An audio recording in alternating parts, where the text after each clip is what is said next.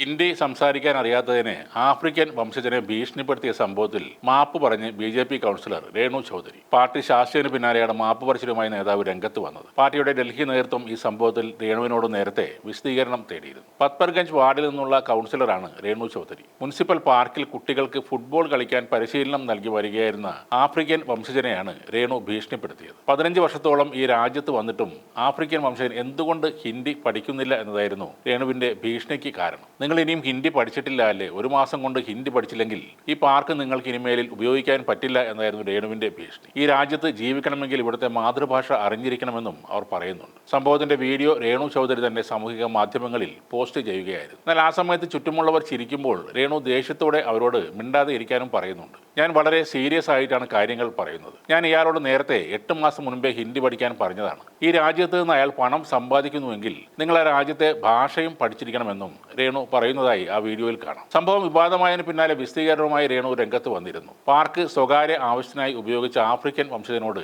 Corporation പണം നൽകാൻ ആവശ്യപ്പെട്ടെന്നും തുടർന്നുണ്ടായ കാര്യങ്ങളാണ് നിങ്ങൾ ആ വീഡിയോയിൽ കണ്ടത് എന്നുമായിരുന്നു രേണുവിന്റെ വിശദീകരണം. 8 മാസം മുൻപേ ഇതേപോലെ പണം അയാളോട് ആവശ്യപ്പെട്ടപ്പോൾ തനിക്ക് ഹിന്ദി അറിയില്ല എന്നാണ് ആഫ്രിക്കൻ വംശജൻ പറഞ്ഞത്. അതിനാൽ കോർപ്പറേഷൻ അധികൃതർക്ക് ഇയാളോട് വേണ്ട രീതിയിൽ സംസാരിക്കാനും സാധിച്ചില്ല. അയാൾ ഇന്നും ഹിന്ദി അറിയില്ല എന്നാണ് പറയുന്നത്. അതുകൊണ്ടാണ് തനിക്ക് അങ്ങനെ പറയേണ്ടി വന്നത് എന്നാണ് രേണു ചൗധരി പറയുന്നത്. കഴിഞ്ഞ 15 വർഷമായി ഈ പ്രദേശത്ത് താമസിക്കുകയും കുട്ടികൾക്ക് ഫുട്ബോളിൽ പരിശീലനം നൽകുകയും ചെയ്യുന്ന ആഫ്രിക്കൻ സ്വദേശിയോടാണ് കൗൺസിലർ ഇങ്ങനെ കയർത്തത്. ഈ വീഡിയോ സോഷ്യൽ മീഡിയയിൽ വൈറലാകുകയും വ്യാപകമായ വിമർശനം ഉയരുകയും ചെയ്തതോടെ വിശദീകരണവുമായി കൗൺസിലർ രംഗത്ത് വന്നു. താൻ ആരെയും ഭീഷണിപ്പെടുത്താൻ ഉദ്ദേശിച്ചിട്ടില്ലെന്നും ആശയവിനിമയം സുഗമമാക്കാൻ വേണ്ടിയാണ് ഈ കാര്യങ്ങൾ പറഞ്ഞത് എന്നുമാണ് രേണു ചൗധരിയുടെ വാദം. ഡൽഹി മുനിസിപ്പൽ കോർപ്പറേഷനിലെ ഭൂരിഭാഗം ജീവനക്കാർക്കും ഇംഗ്ലീഷ് അറിയില്ലെന്നും അതിനാൽ ആശയവിനിമയങ്ങൾ നടത്താൻ തടസ്സങ്ങൾ ഉണ്ടാകുന്നു എന്നും അവർ പറയുന്നു. ഹിന്ദി പഠിക്കാൻ വേണമെങ്കിൽ ഇയാൾക്ക് ഒരു ട്യൂട്ടറെ ഏർപ്പാടാക്കി താൻ നൽകാമെന്നും അതിൻ്റെ ചെലവും താൻ തന്നെ വഹിക്കാമെന്നും ഓഫർ ചെയ്തിരുന്നതായും അവർ പറയുന്നുണ്ട്. വിദേശികൾ ഇന്ത്യയിൽ താമസിക്കുമ്പോൾ ഹിന്ദി പഠിക്കുന്നതിൽ തെറ്റൊന്നും ഇല്ല എന്നും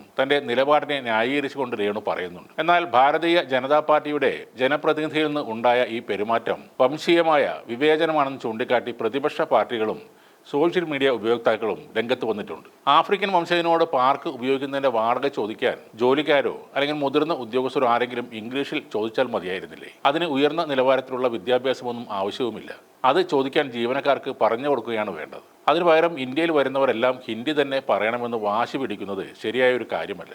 ആ ഒരു ലോജിക് വെച്ച് നോക്കുകയാണെങ്കിൽ ഗൾഫിൽ ജോലി ചെയ്യുന്നവരിൽ ചെറിയ ഒരു വിഭാഗം ഒഴിച്ച് ബാക്കി എല്ലാവരും നമ്മുടെ രാജ്യത്തേക്ക് തന്നെ മടങ്ങി പോരേണ്ടി വരും. കാരണം അറബി സംസാരിക്കുന്നവർ നമ്മുടെ കൂട്ടത്തിൽ വിരളമാണ്.